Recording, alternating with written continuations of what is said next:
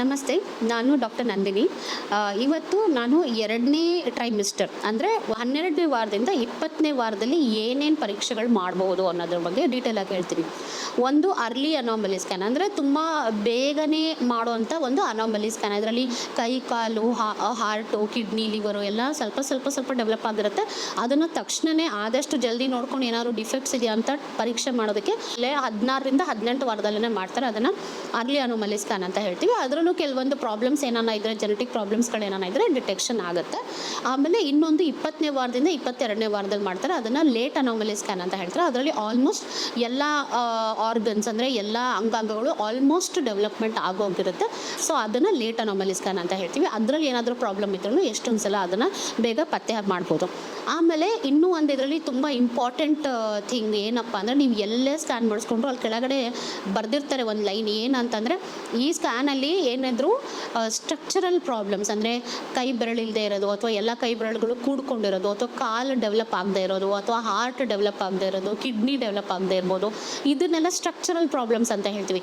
ಅದನ್ನೆಲ್ಲ ಸ್ಕ್ಯಾನಲ್ಲಿ ಡಿಟೆಕ್ಷನ್ ಮಾಡಬಹುದು. ಆದರೆ ಜೆನೆಟಿಕ್ ಪ್ರಾಬ್ಲಮ್ಸ್ನ ಸ್ಕ್ಯಾನ್ ಒಂದರಲ್ಲೇ ಡಿಟೆಕ್ಷನ್ ಮಾಡೋಕ್ಕಾಗಲ್ಲ ಅನ್ನೋದನ್ನು ಎಲ್ಲ ಸ್ಕ್ಯಾನಲ್ಲೂ ಮೆನ್ಷನ್ ಮಾಡಿರ್ತಾರೆ. ನೀವು ಎಲ್ಲೇ ಸ್ಕ್ಯಾನ್ ಮಾಡಿಸ್ಕೊಂಡ್ರು ಅದನ್ನು ಮೆನ್ಷನ್ ಮಾಡಿರ್ತಾರೆ.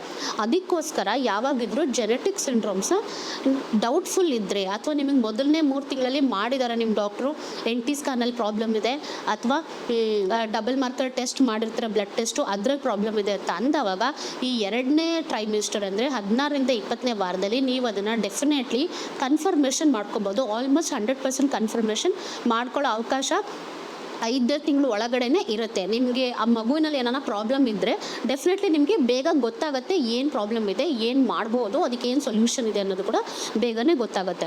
ಸೊ ಇದರಲ್ಲಿ 16ನೇ ವಾರ 20ನೇ ವಾರದ್ದು ಸ್ಕ್ಯಾನ್ ಅಲ್ದಿರ ಒಂದು ತುಂಬ ಇಂಪಾರ್ಟೆಂಟ್ ಬ್ಲಡ್ ಟೆಸ್ಟ್ ಇರುತ್ತೆ. ಅದನ್ನು ನಾನ್ ಇನ್ವೇಸಿವ್ ಪ್ರಿನೇಟಲ್ ಟೆಸ್ಟಿಂಗ್ ಅಥವಾ ನಾನ್ ಇನ್ವೇಸಿವ್ ಪ್ರಿನೇಟಲ್ ಸ್ಕ್ರೀನಿಂಗ್ ಅಂತ ಹೇಳ್ತೀವಿ. ಇದು ಏನಂತಂದರೆ, ಇದು 99% ಆಕ್ಯುರಸಿ ಇರುತ್ತೆ. ಇದರಲ್ಲಿ ನಾವು ಒಂದು 10 ml ತಾಯಿಯ ಬ್ಲಡ್ ತೊಗೊಂಡು ಲ್ಯಾಬಿಗೆ ಕಳಿಸ್ಬಿಟ್ಟು ಟೆಸ್ಟ್ ಮಾಡ್ಕೊಂಡು ಆಗುವಾಗ ಇದರಲ್ಲಿ ಎಲ್ಲ ಕ್ರೋಮೋಸೋಮ್ ಅಂದರೆ 23 ಕ್ರೋಮೋಸೋಮ್ದು ಕೂಡ ಟೆಸ್ಟಿಂಗ್ ಇದರಲ್ಲಿ ಆಗುತ್ತೆ. ಇದರಲ್ಲಿ ಬೆಟರ್ ಆಕ್ಯುರಸಿ ಇರುತ್ತೆ. ಬಟ್ 1% ಚಾನ್ಸ್ ಏನಂದರೆ ಇದರಲ್ಲೂ ಮಿಸ್ ಆಗೋ ಚಾನ್ಸಸ್ ಇರುತ್ತೆ, ಬಟ್ ಅದು ಸ್ವಲ್ಪ ಕಡಿಮೆ ಇರುತ್ತೆ. ಇದ್ರ ಜೊತೆಯಲ್ಲಿ ಇದಕ್ಕಿಂತ ಬೆಟರ್ ಕನ್ಫರ್ಮೇಷನ್ ಬೇಕು ಅಂದರೆ ಆಮ್ನಿಯೋಸೆಂಟೆಸಿಸ್ ಅಂತ ಹೇಳ್ತೀವಿ. ಆಮ್ನಿಯೋಸೆಂಟೆಸಿಸ್ ಅಂದರೆ ಏನಂದರೆ, ಮಗು ಸುತ್ತ ಇರೋ ನೀರನ್ನು ನಾವು ತೆಗೆದುಬಿಟ್ಟು ಲ್ಯಾಬಿಗೆ ಕಳಿಸ್ತವಾಗ ಅದರಲ್ಲಿ ಡೀಟೇಲ್ಡ್ ಟೆಸ್ಟಿಂಗ್ ಅಂದರೆ ಮಗುವಿನಲ್ಲಿರುವಂತಹ ಜೆನೆಟಿಕ್ ಮೆಟೀರಿಯಲ್ಲು ಆ ನೀರಲ್ಲೂ ಕೂಡ ಇರುತ್ತೆ. ಯಾಕಂದರೆ ಮಗು ಏನೇ ಊಟ ಮಾಡಿದ್ರು, ತಿಂಡಿ ತಿಂದರು, ಅದು ಏನೇ ಮಾಡಿದ್ರು ಕೂಡ ಅದರಲ್ಲೇ ಮಿಕ್ಸ್ ಆಗಿರುತ್ತೆ genetic composition of the baby. So ಆ ಲಿಕ್ವಿಡ್ನ ತೆಗೆದು ನಾವು ಡಯಾಗ್ನೋಸಿಂಗ್ ಮಾಡಿದ್ರೆ, ಅಥವಾ ಅದನ್ನು ತೆಗೆದುಬಿಟ್ಟು ನಾವು ಲ್ಯಾಬಿಗೆ ಕಳಿಸ್ತವಾಗ ಅಲ್ಲಿ ಪ್ರಾಪರ್ ಜೆನೆಟಿಕ್ ಟೆಸ್ಟಿಂಗ್ ಆಗುತ್ತೆ. ಅದರಲ್ಲಿ 100% ಕನ್ಫರ್ಮೇಷನ್ ಆಗುತ್ತೆ ಮಗುಗೆ ಪ್ರಾಬ್ಲಮ್ ಇದೆಯೋ ಇಲ್ವೋ ಅಂತ ಹೇಳಿ.